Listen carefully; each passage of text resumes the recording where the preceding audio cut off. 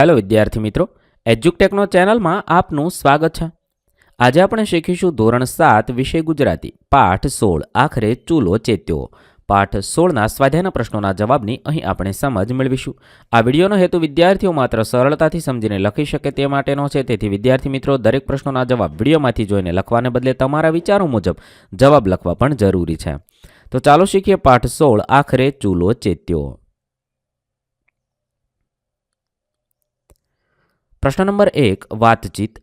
सवाल नंबर 1 खलीफा वेश पलटो कर्या वगर गया होत तो जवाब में लखी शकाय खलीफा वेश पलटो कर्या वगर गया होत तो बारणा आगळ उभेली स्त्री तेमने कदाच ओळखी गई होत। पोताना दरवाजा आगळ तेमने जोईने स्त्री कदाच मन खुल्लू मूकी वात करी न शकी होत। 2 तमने लागे छे के खलीफा न आव्या होत तो बाळकोने जमवानुं मळेत। जवाब में लखी शकाय मने लागे छे के खलीफा न आव्या होत तो बाळकोने जमवानुं कदाच मळेत नहीं। 3 आ एकमनुं कयुं पात्र तमने वधु गम्युं केम? मने अहींया जे गम्युं छे ते पात्रनुं नाम छे हजरत उमर साहेबनुं पात्र। शा माटे गम्युं ते पण लखुं छुं। हजरत उमर साहेब इस्लामी खिलाफतना बीजा नेता हता। तेओ सादगी, ईमान, वीरता, उदारता अने चारित्र्यथी पंकायेला हता। तेओ कहेता हता के कपड़ा पर थीगड़ा होय तो चालशे पण ईमान पर एक पण थीगड़ुं नहीं चाले। आ एकममां एक घटना एमना जीवन पर प्रकाश पाड़े छे जे मने प्रेरणा आपे छे।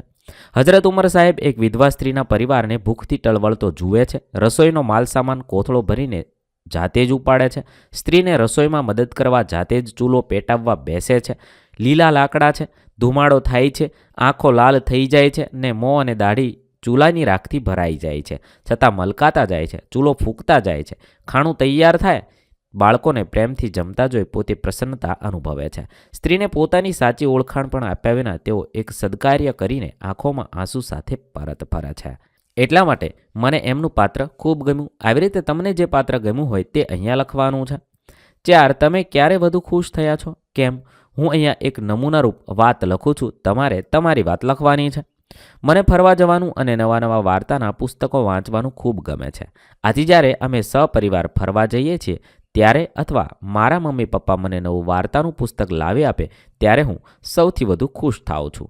આ ઉપરાંત જ્યારે મને પરીક્ષામાં મારી મહેનત મુજબના ગુણ મળે છે ત્યારે પણ હું વધુ ખુશ થાઉં છું। 5 તમારે કોઈની માફી માગવી પડે એવું ક્યારે બન્યું છે? ક્યારે? હા, આવું 2 વાર બન્યું છે। અહીંયા મેં એક વિદ્યાર્થીની વાત લખી છે, તમારે તમારી વાત લખવાની છે। એકવાર અમે મિત્રો સોસાયટીના કોમન પ્લોટમાં ક્રિકેટ રમી રહ્યા હતા ત્યારે મેં મારેલો શોટ પાર્કિંગમાં પડેલી ગાડીના કાચને લાગ્યો હતો અને તેનો કાચ તૂટી ગયો હતો। તે કારના માલિક મારા ઘરે ફરિયાદ કરવા આવ્યા ત્યારે મારે માફી માગવી પડી હતી।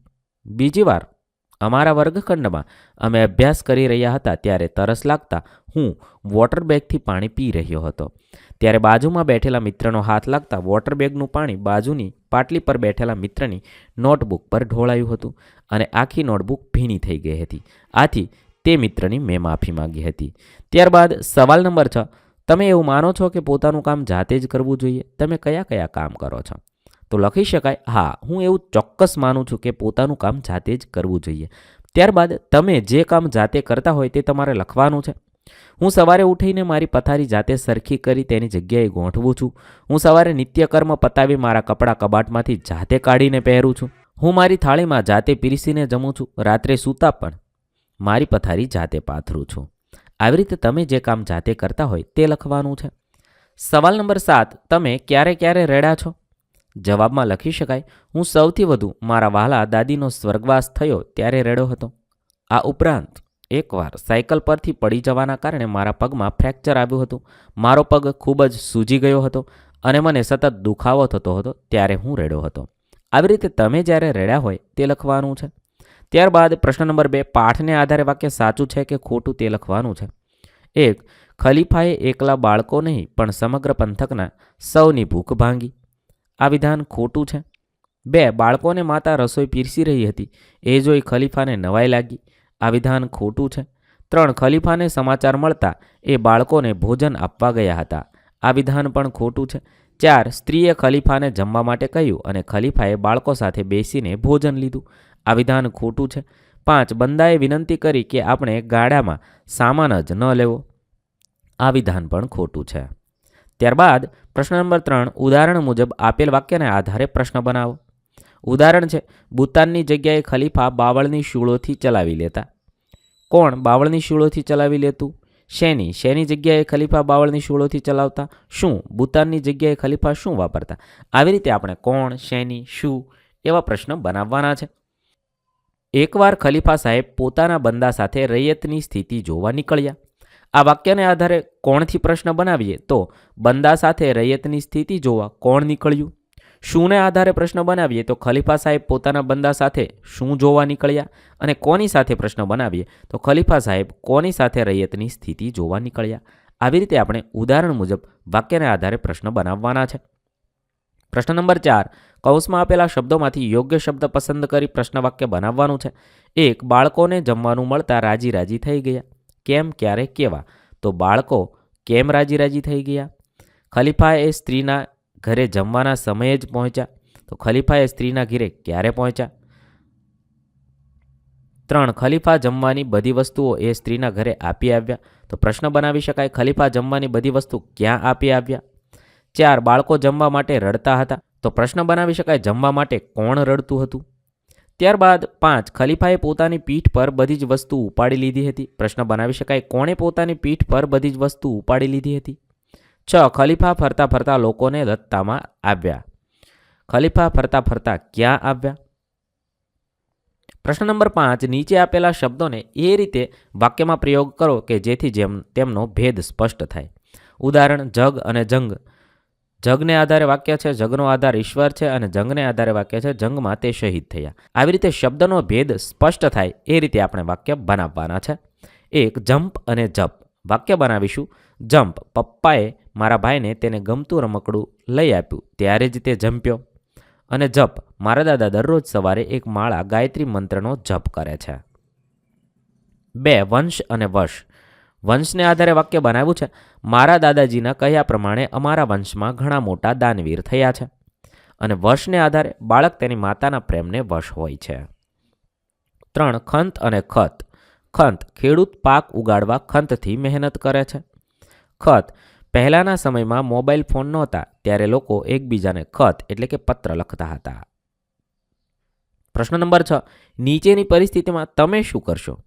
1, તમે કોઈને ભૂખ્યા જુઓ તો જવાબ લખી શકાય, હું કોઈને ભૂખા જોઉં તો મારાથી બનતા પ્રયત્નો કરીને તેને ભોજન મેળવી આપું. 2, તમારે તમારું બધું જ કામ જાતે કરવું પડે તો? મારે મારું બધું જ કામ જાતે કરવું પડે તો મને અભ્યાસ માટે સમય ન મળે. આ ઉપરાંત અમુક કામ એવા છે કે જેને મમ્મી પપ્પાની મદદ વગર હું કરી શકું નહીં, કેમ કે મારું જમવાનું બનાવવું, મારી શાળાની ફી ભરવી વગેરે. 3, તમારે જાતે જ તમારું મૂલ્યાંકન કરવાનું થાય તો? મારી જાતે જ મારું મૂલ્યાંકન કરવાનું થાય તો હું પ્રામાણિકતાથી જ મૂલ્યાંકન કરું, કારણ કે જો હું બેઈમાની કરીને મારું સારું મૂલ્યાંકન કરું તો અંતે તો મને તે નબળો બનાવી દેશે, જે મારા ભવિષ્યને અંધકારમય બનાવી દેશે, મને અભ્યાસમાં ખૂબ જ પાછળ ધકેલી દેશે. પ્રશ્ન નંબર 7, ઉદાહરણ મુજબ ભાવાર્થ લખો. ઉદાહરણ છે, 1, બચ્ચરવાળ સ્ત્રી. અર્થ થશે છોકરા છૈયાવાળી સ્ત્રી. આ રીતે આપણે લખવાનું છે. 1, લહેજતદાર ખાવાનું, તો ખૂબ જ સ્વાદિષ્ટ ભોજન. 2, ઓશિયાળું મોં, તો લાચારીસભર ચહેરો અથવા પારકાની આશા રાખેલ ચહેરો. 3, ભૂખમરો, તો અનાજની અછત કે મેળવવાની મુશ્કેલી લઈને ભૂખ વેઠવી તે. બીજું થશે એવી ભૂખથી મરવા પડવા જેવી સ્થિતિ. પ્રશ્ન નંબર 8, આપેલા શબ્દોને શબ્દકોશના ક્રમમાં ગોઠવવાના છે. અહીંયા કેટલાક શબ્દ આપેલા છે તેને શબ્દકોશના ક્રમમાં ગોઠવીએ તો ઈમાન, ઓશિયાળું, ચૂલો, બચરવાળ, બંદો અને રૈયત થશે. પ્રશ્ન નંબર 9, કોષ્ટકમાં આપેલા વાક્યોને યોગ્ય શબ્દ એટલે કે સંયોજક વડે જોડી નવું વાક્ય બનાવવાનું છે. અહીંયા અ અને બમાં વાક્ય આપેલા છે, સંયોજક પણ આપેલા છે. તેના આધારે આપણે ઉદાહરણ મુજબ વાક્ય બનાવીએ. પહેલું વાક્ય બનાવી શકાય, બાળકોને ભૂખ્યા જોયા અને બાળકોની જમવાની વ્યવસ્થા કરી. 2, ખલીફા પાસે બંદો હતો છતાં પણ તેમણે સામાન જાતે જ ઉપાડ્યો. 3, સ્ત્રીએ ખલીફાને જોયા તો પણ તે તેમને ઓળખી ન શકી. 4, બાળકો ભૂખ્યા હતા કારણ કે ઘરમાં જમવાનું ન હતું.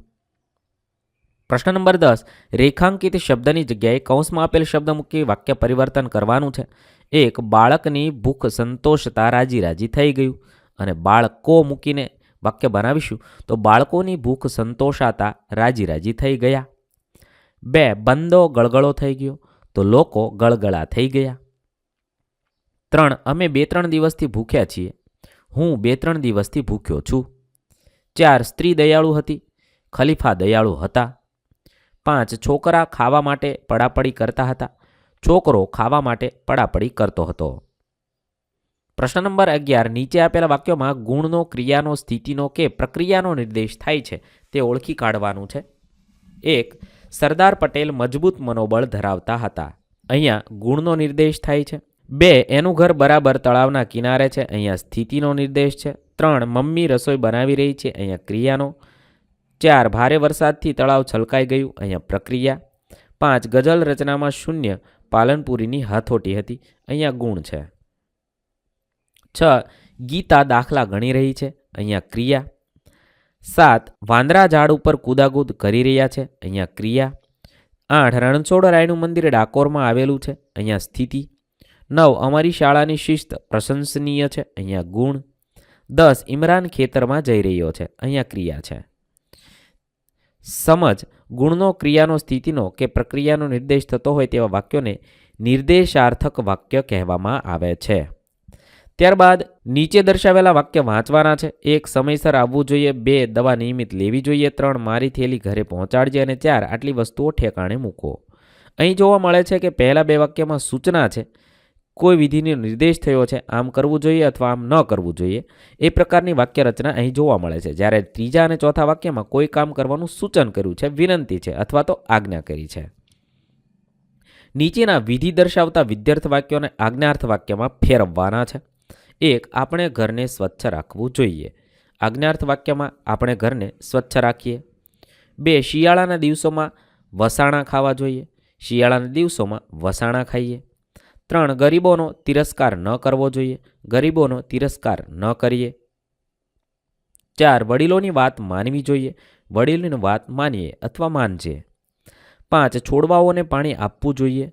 છોડવાઓને પાણી આપીએ અથવા આપજે. ત્યારબાદ પ્રશ્ન નંબર 12.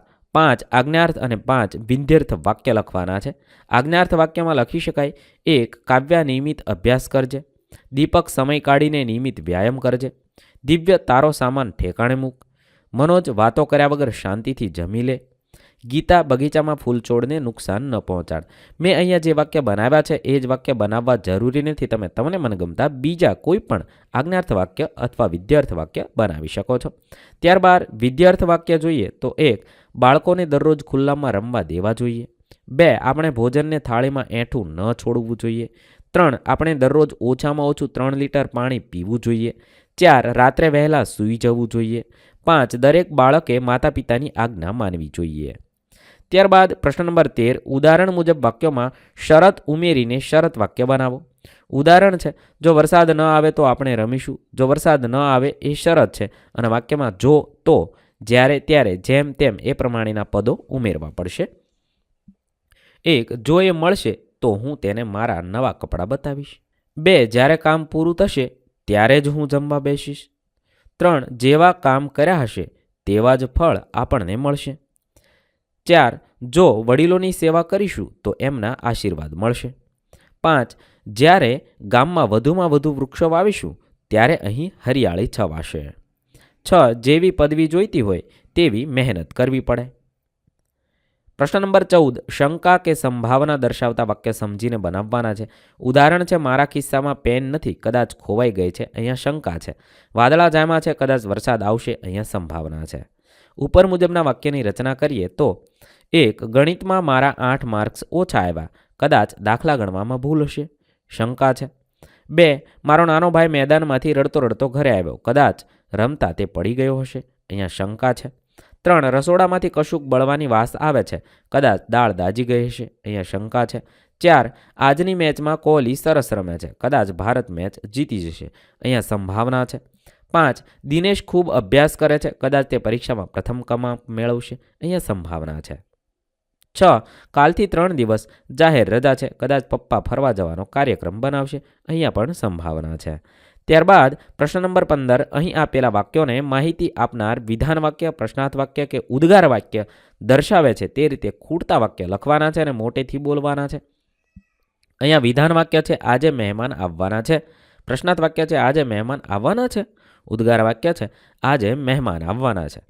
આવી રીતે અધૂરા વાક્ય પૂર્ણ કરીએ તો બીજા વાક્યમાં છે શીતલ પહેલા નંબરે આવી. વિધાન વાક્ય થશે શીતલ પહેલા નંબરે આવી. ઉદ્ગાર વાક્ય થશે શીતલ પહેલા નંબરે આવી. વિધાન વાક્ય છે આપણે જીતી ગયા. પ્રશ્નાર્થ વાક્ય બનશે શું આપણે જીતી ગયા. ઉદ્ગાર વાક્ય થશે આપણે જીતી ગયા. ઉદ્ગાર વાક્ય છે એ ગામ મોટું છે. વિધાન વાક્ય એ ગામ મોટું છે. પ્રશ્નાર્થ વાક્ય એ ગામ મોટું છે. ત્યાર પછી વિધાન વાક્ય તમે એમને મળી લીધું. પ્રશ્નાર્થ વાક્ય તમે એમને મળી લીધું. ઉદ્ગાર વાક્ય તમે એમને મળી લીધું. ત્યાર પછી ઉદ્ગાર વાક્ય આપણે હિમાલય જઈશું.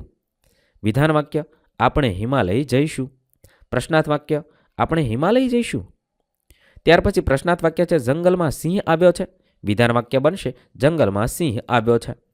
ઉદ્ગાર વાક્ય જંગલમાં સિંહ આવ્યો છે. આ રીતે તમે બનાવી શકો છો. ત્યારબાદ પ્રશ્ન નંબર 16 પ્રશ્નના જવાબ લખો. 1. હજરત ખલીફા સાહેબની સાદગી વિશે જણાવો. જવાબ લખી શકાય હજરત ખલીફા સાહેબની સાદગી એ જ એમની સંપત્તિ હતી. તેમના કપડા પર કેટલીક વાર 12 થીગડા જોવા મળતા. તેઓ બુતાનની જગ્યાએ બાવળની શૂળીઓથી ચલાવી લેતા. તેઓ કહેતા કે માણસના કપડા પર 1,00,000 થીગડા હશે તો ચાલશે પણ એના ઈમાન પર એક પણ થીગડું નહીં ચાલે. 2. સ્ત્રીએ ખલીફા સાહેબને શો જવાબ આપ્યો. સ્ત્રીએ ખલીફા સાહેબને જવાબ આપતા કહ્યું મહેરબાન અમે ઘણા દિવસથી ભૂખ્યા છીએ. હું તો ગમે તેમ કરીને ચલાવી લઉં પણ આ બાળકો કંઈ સમજે છે. એ તો ભૂખ્યા થાય એટલે રડે છે. મેં છોકરાઓને રાજી કરવા હાંડલી ચૂલે ચડાવી છે. મીઠી મીઠી વાતો કરી રહી છું પણ હાંડલીમાં પાણી સિવાય બીજું કાંઈ નથી. મારા ઘરમાં પણ ગોળાના પાણી સિવાય કાંઈ નથી. 3. ખલીફા સાહેબની કઈ વાત તમને સ્પર્શી ગઈ. લખી શકાય ખલીફા સાહેબની છેવટની વાત મને ખૂબ સ્પર્શી ગઈ. પેલી બાઈએ અમીર માણસનો આભાર માનતા કહ્યું ખુદા તમને લાંબી ઉંમરના કરે. રાજમાં તમારા જેવા જ ખલીફા હોવા જોઈએ. હજરત ઉમર જેવો ખલીફા હોય તો પણ શું ને ન હોય તો પણ શું. પ્રજા એને શું કરે. ઉમર સાહેબ એટલું જ બોલા બાઈ મારી તરફથી એમનો ગુનો માફ કર. હજરત ઉમરના ભલા માટે ખુદાને દુઆ કર. 4. બાળકો અને એની માતાની ભૂખ માટેની સ્થિતિ વર્ણવો. બાળકો ભૂખ્યા હતા. ખાવા માટે પડાપડીને રડારડી કરતા હતા. બચળવાળ વિધવા સ્ત્રી ચૂલા પરની હાંડલીમાં ચાટવો હલાવ્યા કરતી પણ ખાણું પીરસતી નહોતી. વાસ્તવમાં હાંડલીમાં કશું જ નહોતું. મીઠું મીઠું ને લહેજતદાર ખાવાનું ખવડાવવાની વાત તો કરતી હતી પણ હાંડલી ચૂલેથી ઉતારતી નહોતી. ગમે તેટલી મીઠી વાતોથી પેટ થોડું ભરાય. આમ બાળકો અને એની માં ભૂખથી ટળવળતા હતા. 5. ખલીફા સાહેબે કેમ છુપી રીતે નગરમાં જવાનું વિચાર્યું હશે. ખલીફા સાહેબ ઇસ્લામી ખિલાફતના નેતા હતા. ખૂબ જ સાદગીપૂર્ણ જીવન જીવતા હતા. નેતા હોવાના કારણે એમના પ્રભાવને કારણે લોકો કદાચ પોતાના દુઃખની વાત ન કરે અથવા કોઈથી એમને અન્યાય થતો હોય. ખરેખર પોતાની રૈયત દુઃખી નથી ને એ જોવા માટે એટલે નેતાનો વેશ નહીં પણ છુપી રીતે નગરમાં જવાનું વિચાર્યું હતું. પ્રશ્ન નંબર 17 ચર્ચા કરો, લખો અને રજૂ કરો. અહીંયા જૂથ કાર્ય છે. જો ખલીફા નગરચર્યા એ ન નીકળ્યા હોત તો, ખલીફાએ વેશ બદલો કર્યો ન હોત તો, તમને કકડીને ભૂખ લાગે ત્યારે તમે શું કરો છો, તમને તમારી મનપસંદ વસ્તુ મળી જાય ત્યારે તમે શું કરો છો, એ તમારે તમારા મિત્રો સાથે વર્ગખંડમાં જૂથ કાર્ય એટલે કે બધા મળીને ચર્ચા કરવાની છે અને તમારા વર્ગખંડમાં તે રજૂ કરવાની છે. આ પ્રશ્નનો જવાબ તમારે નોટબુકમાં લખવાનો છે. પ્રશ્ન નંબર 18 ઉદાહરણ મુજબ શબ્દ જૂથના વાક્ય બનાવવાના છે. વાક્યની શરૂઆત અરે, અહો, વાહ, કેવું જેવા પદથી કરવાનું છે. તેની અંદર શબ્દ જૂથ આપેલા છે વિશાળ નદી, સુંદર સરોવર, કદાવર હાથી. તેના આધારે આપણે વાક્ય બનાવવાના છે. ઉદાહરણ છે ઓહ કેટલું વિશાળ સરોવર. આવી રીતે આપણે વાક્ય બનાવીશું. સમજ જે વાક્યોમાં અચરજ, આશ્ચર્ય, નવાઈ, શોક, હર્ષ, ઉલ્લાસ જેવી લાગણીઓ પ્રગટ થતી હોય તેવા વાક્યોને ઉદ્ગાર વાક્ય કહેવાય છે. આવા ઉદ્ગાર વાક્ય આપણે બનાવવાના છે. 1 વાહ કેટલી વિશાળ નદી. 2 અહોહો કેટલું સુંદર સરોવર. અરે કેવો કદાવર હાથી. બાપ રે કેટલો વિકરાળ સિંહ. અરે કેટલો તોફાની આખલો. ઓહોહો કેટલું ઊંચું શિખર. વાહ કેટલો મનોહર બાગ. આ રીતે તમે વાક્ય બનાવીને લખશો. અહીં આપણા પાઠ 16ના પ્રશ્નોના જવાબ પૂર્ણ થશે. વિદ્યાર્થી મિત્રો, ધોરણ 7ના ગુજરાતી વિષયના તમામ પાઠના સ્વાધ્યાયના પ્રશ્નના વિડીયો આપણી ચેનલ પર ઉપલબ્ધ છે, જે તમે ધોરણ 7 ગુજરાતી સ્વાધ્યાય નામના પ્લેલિસ્ટમાંથી મેળવી શકો છો. પ્લેલિસ્ટની લિંક વિડીયોના ડિસ્ક્રિપ્શનમાં પણ આપેલી છે. થેન્ક યુ દોસ્તો. એજ્યુકટેકનો ચેનલ તરફથી વિડીયો નિહાળવા બદલ આપનો આભાર. આવા બીજા વિડીયોઝ નિહાળવા માટે અમારી યુટ્યુબ ચેનલ એજ્યુકટેકનો અત્યારે જ સબસ્ક્રાઇબ કરો. આભાર દોસ્તો.